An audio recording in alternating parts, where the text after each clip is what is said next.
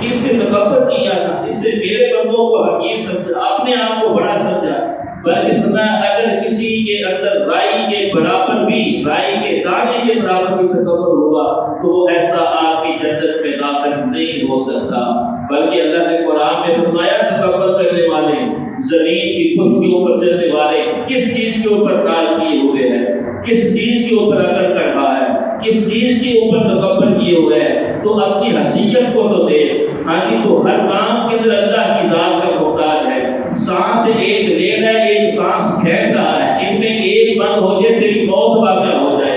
زمین کی پشت کے اوپر اکڑ اکڑ کے بد چل، پھر آخر ایک دن اس زمین کے پیٹ میں تجھے جانا ہی جانا ہے۔ ہاں جی، جو اللہ کے علم کے اندر ہے کہ کب تیری موت واقع ہو جائے۔ اور اللہ کیا فرماتا ہے اِنَّكَ لَن تَخْرِقَ الْأَرْضَ وَلَن تَبْلُغَ الْجِبَالَ طُولًا۔ اور اللہ کی زمین کو اوپر اکڑنے والے، کیا تو اپنے اکڑ اکڑ کے چلنے سے لن تخرق الارض، تو زمین کو پھاڑ سکتا ہے یا تو پہاڑوں کی بلندیوں پہ پہنچ جائے گا؟ جب ایسا نہیں کر سکتا پھر تکبر کس بات کا ہے؟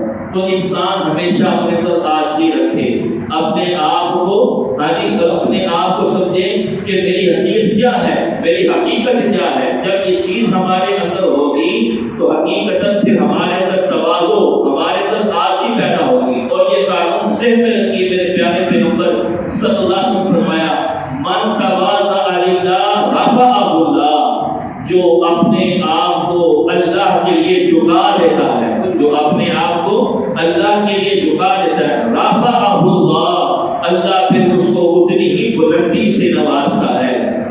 جس نے اپنے آپ کو اللہ کے سامنے جھکا دیا، جس نے اپنے آپ کو اللہ کے لیے جھکا دیا، جو اپنے رب کے سامنے جھک گیا، اللہ پھر اس کو بلند کرتا ہے۔ اور جس کو پھر رب بلند کرنا چاہے، پوری دنیا بھی مل کے اس کو پست کرنا چاہے، قسم کا خدا اس کو پست نہیں کر سکتی، اس کو ذلیل نہیں کر سکتے۔ جس کو رب میرا عزت دینا چاہے، دنیا کی ساری طاقتیں لے جائیں کہ ہم اس کی عزت کو کم کریں، وہ کم نہیں کر سکتے۔ پوری دنیا کا کفر اکٹھا ہوا، یعنی سب مل گئے، 20 سال لڑتے رہے کہ ہم اسلامی نظام کو دفن کر دیں گے، لیکن اس کو مٹانے والے خود مٹتے، ناکام ہو کے واپس لوٹے۔ وہ آج بھی فتح کی نشانی بن کے آج بھی وہیں پہ موجود ہیں۔ تو بہرحال من تواضع للہ، جو اپنے آپ کو اللہ کے لیے جھکا دیتا ہے کہ میرا اللہ سب سے بڑا ہے، میں اللہ کے لیے یہ کام کر رہا ہوں، باوجود اس کے بھی انسان بسا اوقات بعض چیزوں کے اوپر انتقام لے سکتا ہے، لیکن وہ اپنے آپ کو بس کر دیتا ہے، اللہ کے لیے یہ کام کر رہا ہوں۔ آپ نے فرمایا پہلوان کسے کہتے ہیں؟ فرمایا جو چاروں شانیں جس کے چت ہو جائے وہ پہلوان۔ فرمایا نہیں، پہلوان وہ ہے باوجود قدرت کے کسی کو اللہ کی رضا کے لیے معاف کر دینا۔ فرمایا اصل بات یہ ہے۔ تو بعض یہ چیزیں موضوع بڑا وسیع ہو جائے گا کہ انسان اپنے رب کے سامنے دھرتے ہوئے اپنی زندگی کو آجزانہ طور کے اوپر گزارے۔ یہ پہلی صفت ہے رحمان کے بندوں کی۔ دوسری صفت کیا ہے؟ وَإِذَا خَاطَبَهُمُ الْجَاهِلُونَ قَالُوا سَلَامًا، کہ جب ان سے کوئی جاہل لوگ، جب ان سے کوئی جاہل لوگ مخاطب ہوتے ہیں، خواہ مخواہ کسی کو اشتعال دلانے کے لیے ان سے بحث مباحثہ میں الجھ پڑتے ہیں، ان کے پاس علم نہیں ہوتا، جھگڑے کے اوپر اتر آتے ہیں۔ فرمایا میرے بندوں کی یہ صفت ہے، قالوا سلاما، وہ سلامتی کے ساتھ، اخلاق کے ساتھ، بہترین ظرف کے ساتھ ان کی باتوں کا جواب دیتے ہیں۔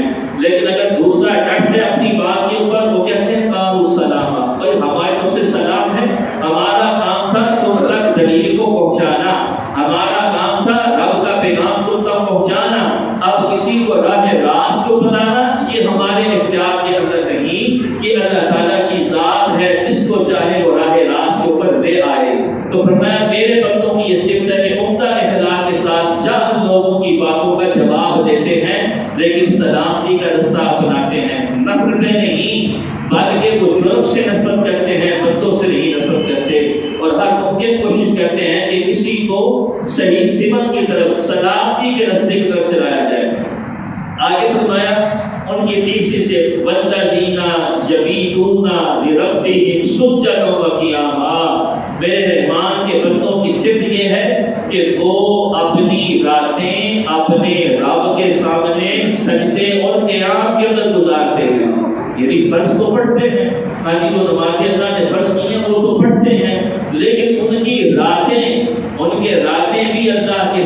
سجدے کے اندر، ان کی راتیں بھی اپنے رب کے سامنے قیام کے اندر، تو سجدہ کس کے سامنے ہے؟ لربہم، اپنے رب کے لیے۔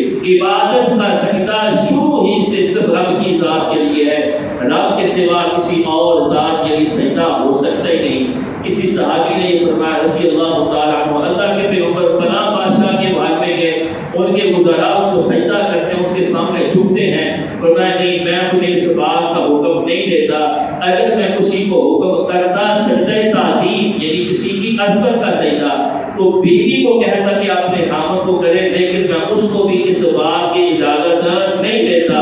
تو تعظیمی سجدہ بھی اس شریعت کے اندر حرام، اور عبادت کا سجدہ شروع ہی سے حرام صرف اللہ کی ذات کے لیے ہے، اس کے علاوہ کسی اور کے لیے سجدہ نہیں ہو سکتا۔ تو یہ رحمان کے بندوں کی صفت یہ ہے تیسری سے کہ دن پر وہ یعنی جو اللہ نے نمازیں فرض کی ہیں وہ بھی پڑھ رہے ہیں، لیکن اس کے ساتھ ساتھ ان کی راتیں اپنے رب کے سامنے سجدے کے اندر ہوتی ہیں، قیام کے اندر وہ اپنے رب کو بنا رہے ہوتے ہیں۔ اچھا جی ساری رات سجدے کے اندر قیام کے اندر گزر گئی، لیکن جب وہ اس وقت تہجد کا وقت ہوتا ہے وہ اپنے رب سے دعائیں کیا کر رہے ہوتے ہیں؟ یہ نہیں کہا یا اللہ 5 نمازیں پڑھ کے آیا ہوں، ساری رات قیام کیا ہے، ساری رات سجدہ کیا ہے، نہیں، کہتے ہیں یا اللہ میری جو بندگی ہے وہ میری ایک اوقات نہیں جو تیری اونچی ذات ہے اس کے مطابق میں یا اللہ کو حق نہیں ادا کر سکا، یا اللہ میں اس کے مطابق تیری بندگی نہیں کر سکا، یا اللہ جو تیری شان ہے، جو تیری رفعت ہے، جو تیری بلندی ہے اس کے مطابق میری عبادت کی کوئی حیثیت نہیں ہے، لیکن یا اللہ میرے قیام کرنے کا مقصد، میرا سجدہ کرنے کا مقصد کیا ہے؟ فرمایا والذین یقولون ربنا اصرف عنا عذاب جہنم، بندگی بھی کر رہے ہیں لیکن رب سے دعائیں بھی کر رہے ہیں کہ اے میرے پروردگار ہم سے جہنم کے عذاب کو دور رکھیے گا۔ حاجی قربان کتنی بڑی صفت کہ دن پر نماز، رات کو رب کے سامنے سجدہ اور قیام، لیکن دعا کیا کر رہے ہیں؟ یا اللہ ہمیں جہنم کے عذاب سے بچا، ہمیں جہنم کے عذاب سے ہمیں دور رکھ، یہ ان کی خوبیوں کے اندر شامل ہے۔ اب اسی طرح فرمایا قیامت کے روز اعلان کیا جائے گا، وہ کیا اعلان ہوگا؟ کہا جائے گا عقل مند لوگ کہاں ہیں، کہا جائے گا عقل مند لوگ کہاں ہیں۔ ہماری نظر کے اندر کیا ہے؟ ہم نے یہ پڑھے ایک رٹا لگایا ہوا ہے کہ جس کے پاس زیادہ مال و اسباب ہو وہ انسان سمجھدار ہوتا ہے، جیسا کہ جب کہتے ہیں کہ جس کے پاس جانے اس کے کمرے بھی سرانے، ہم اپنی زبان میں کہتے ہیں، اللہ کہتا ہے یہ تمہاری نگاہ ہے، میری نظر کے اندر کون سے لوگ اب سمجھدار ہیں، عقل مند کون سے ہیں؟ فرمایا میدان محشر میں یہ اعلان کیا جائے گا کہ اچانک ایک جماعت اٹھے گی، ہاں جی، اور ان کو جھنڈا دیا جائے گا اور ان کو کہا جائے گا جاؤ بھائی بغیر حساب و کتاب کے ہاں جی رب کی بنائی ہوئی جنت میں داخل ہو جاؤ۔ پھر پوچھنے والے پوچھیں گے یا اللہ یہ کون سے لوگ تھے، عقل مند سے کون سے بڑا لوگ ہیں؟ تو اللہ کے پیغمبر صلی اللہ علیہ وسلم نے فرمایا قرآن کی آیت موجود ہے، یہ عقل مند وہ ہیں الذین یذکرون اللہ قیاما وقعودا وعلی جنوبہم، جو کھڑے بھی اللہ کو یاد کر رہے ہیں، بیٹھے بھی اللہ کو یاد کر رہے ہیں، آدھی دن بھر کام کار کیا، بڑی مشقت اٹھائی، تھکے ہوئے ہیں، بستر پہ آئے ہیں، تب بھی اپنے اللہ کو یاد کر رہے ہیں۔ فرمایا یہ ہیں عقل مند، یہ ہیں عقل مند، یہ ہیں اولو الالباب، یعنی کہ جو ہماتن اپنے اللہ کو یاد کرنے والے۔ تو اس وقت میدان محشر میں ایسے لوگوں کو یہ عقل مندی کا خطاب بھی دیا جائے گا اور ان کے لیے جنت کا اعلان بھی کیا جائے گا۔ آگے فرمایا وہ کیا کہتے ہیں؟ یا اللہ ان عذاب کان غراما، یہ عذاب بڑا دردناک ہے، ہمیں اس عذاب سے محفوظ رکھیے۔ انھا ساءت مستقر و مقاما، بے شک جہنم بری جگہ ہے، برا ٹھکانہ ہے۔ آگے ان کی صفت والذین اذا انفقوا لم یسرفوا ولم یقتروا، کہ وہ اپنے مال کو اللہ کی رضا کے لیے دینی معاملات کے اندر، دینی کاموں کے اندر اپنے مال کو خرچ کرتے ہیں، لیکن دو چیزوں کا خیال، نہ وہ بخل کرتے ہیں نہ ہی وہ اسراف کرتے ہیں۔ اسراف یعنی جہاں پہ ضرورت ہے اس کے اوپر مال خرچ کیا جائے وہاں بھی ایک حد کے اندر خرچ کرتے ہیں، کیونکہ اگر وہ فضول خرچی کرے گا تو قرآن نے کیا فرمایا ان المبذرین کانوا اخوان الشیاطین، کہ جو فضول خرچے وہ شیطان کے بھائی ہیں۔ تو ہمیں وہ جائز کاموں کے اندر بھی جو اللہ نے لمٹ رکھی ہے اس کے مطابق اپنے مال کو خرچ کرتے ہیں، اور وہ مال خرچ کر کے اپنے رب کے ساتھ کہ یا اللہ میں اپنے مال کو تیری رضا کے لیے خرچ کر رہا ہوں اور میرا مقصد یہی ہے کہ یا اللہ میرا مال خرچ کرنا چاہے میری بندگی وہ زبانی طور کے اوپر ہو، عملی طور کے اوپر ہو، بدنی طور کے اوپر ہو یا مالی طور کے اوپر ہو، یا اللہ میرا مقصد یہی ہے تیری رضا ہے، اللہ تو راضی ہو جائے۔ تو فرمایا والذین اذا انفقوا، جب وہ مال کو خرچ کرتے ہیں نہ اسراف کرتے ہیں نہ بخل کرتے ہیں بلکہ فرمایا درمیانی رستہ اختیار کرتے ہیں۔ اور آخر میں فرمایا کہ وہ آگے کبھی مفلس نہیں ہو سکتا جو کہ درمیانی رستہ اختیار کرے، آگے جو کہ متوسط رستے کے ساتھ اپنی زندگی کو گزارتا رہے، وہ آگے کبھی مفلس نہیں ہو سکتا۔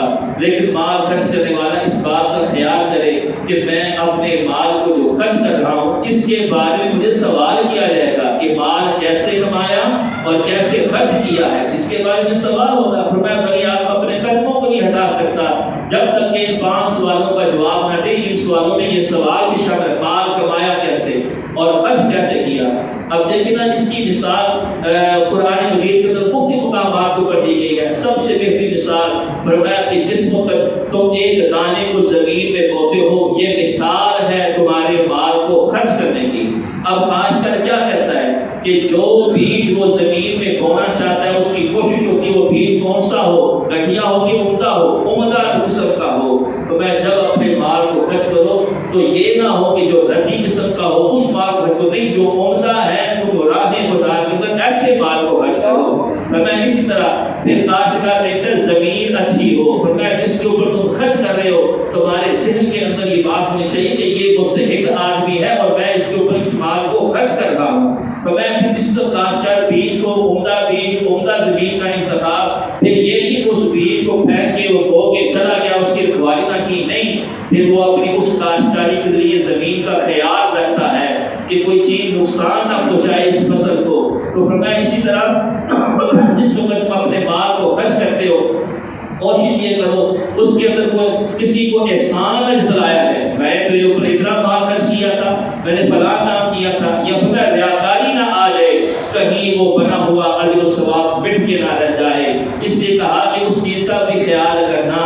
تو بہرحال جو بھی انسان عمل کرے، یعنی کوئی بھی عبادت ہو، بدنی عبادت ہے، مالی عبادت ہے، مقصد کیا ہے؟ میرا اللہ مجھ سے راضی ہو جائے۔ صحابہ کرام کو اللہ نے یہ صفات عطا کی، عمدہ مال کو خرچ کیا، ان کی نیتوں کے اندر بھی اخلاص تھا۔ فرمایا جب اخلاص ہوگا تو یقیناً اللہ تھوڑے عمل کو بھی بڑھا چڑھا کے پھر اس کا جب ثواب دے گا۔ فرمایا اس کی مثال ایسے ہی الذین ينفقون اموالهم فی سبیل اللہ کمثل حبۃ، جیسے تم نے ایک گندم کا دانہ بویا، اس سے 7 گوشے، پھر ہر گوشے میں 100 دانہ، تو میں ایک دانے کے بدلے اللہ نے 700 دانے دیے۔ تو میں اس طرح کاشتکار کو یقین ہے کہ میں نے عمدہ بیج بویا، اس کا خیال کیا، زمین بھی عمدہ، بیج بھی عمدہ، نیت بھی درست ہے۔ جس طرح اس کو اپنی فصل کے اوپر یقین ہے، اسی طرح اس کو اپنے رب کی ذات کے اوپر بھی یقین ہو کہ اللہ میرے اس عمل کو رائے گا نہیں کرے گا، اللہ میرے اس عمل کو ضائع نہیں کرے گا۔ فرمایا جب اس کے اندر یہ صفات ہوگی، ان صفات کے ساتھ وہ اپنے رب کے ساتھ اجازت کرے گا تو یقیناً اللہ اس کی سوچ سے بڑھ کر، کیونکہ اللہ نے جہاں فرمایا نا 700 گنا تک واقع بدلاہ یضاعف، اللہ 10 گنا کا 700 گنا کا محتاج نہیں۔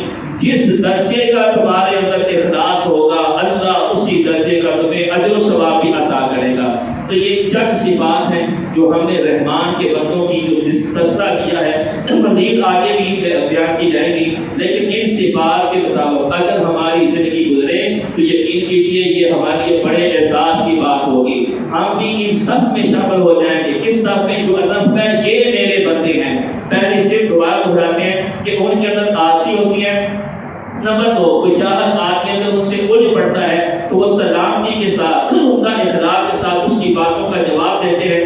نمبر 3، ان کی راتیں اپنے رب کے سامنے سجدے اور بیعت کے اندر ہوتی ہیں۔ ہاں جی، اس کے علاوہ نمبر 4، وہ اپنے رب سے دعائیں کر رہے ہوتے ہیں، یا اللہ ہم نے بندگی کر کے تیرا کوئی حق نہیں ادا کیا، جو تیری شہنشاہی ہے، جو تیری بادشاہی ہے، یا اللہ ہماری عبادتیں اس قابل نہیں، ہاں جی، لیکن اگر تو اپنے لطف و کرم سے قبول کر لے تو کوئی ایسی بات بعید بھی نہیں ہے، لہٰذا ہم ان عبادات کے بدلے تجھ سے یہی دعا کرتے ہیں کہ ہم سے جہنم کے عذاب کو دور رکھ۔ اور میں آگے سے ان کی کیا ہے، والذین اذا انفقوا، ان کا قیام، ان کا رکوع، ان کی بدی باتیں، حتیٰ کہ ان کی مالی عبادتوں کے اندر بھی خاص پر اللہ کی رضا ہوتی ہے، اور پھر جو اللہ نے طریقہ بتلایا ہے اس طریقے کے مطابق اپنے مال کو کماتے بھی ہیں اور خرچ بھی کرتے ہیں۔ اللہ تعالیٰ سے دعا ہے کہ اللہ ان صفات کو اپنا کر اپنی زندگی کو گزارنے کی توفیق عطا فرمائے۔ وما علینا الا البلاغ۔